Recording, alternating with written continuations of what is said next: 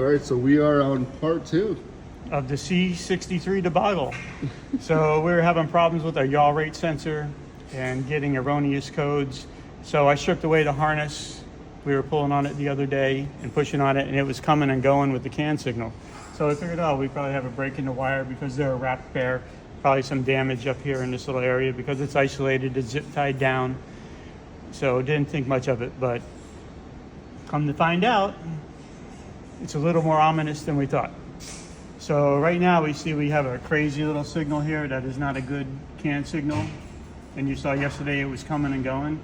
So right now I'm gonna give us a good CAN signal. Give it and take it away. So you may be wondering why I got my hand up inside the fender well. Well, it's the easiest way to get to the module and the connector to push it back through the other way, because you're not going to get able to work on it by the motor. It's just too tight in there. Everything's in the way. The Germans don't give you no room.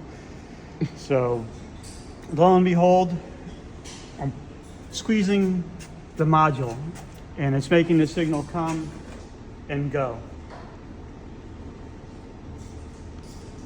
So it looks like we have an internal problem with the module on the board. So that's going to be our faulty individual. This is the actual board to the ESP hydraulic unit. I'm not really much of a scope person, but this has made me the believer that a scope does come in handy, and it is a very vital tool that you need. The U-scope is easy.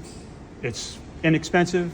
I think everybody should probably get one. Learn how to use a scope. It'll give you the basic functions of the upgrading to something such as the Missing. Yeah, and one last thing to note. You notice how both CAN high and low do it at the same time? That really caught our attention here when we were jiggling those wires. Then we started aiming our sights at the module. So something to note, something is a useful tip. You see both sides doing it at the same time. What are the chances that there's a harness issue?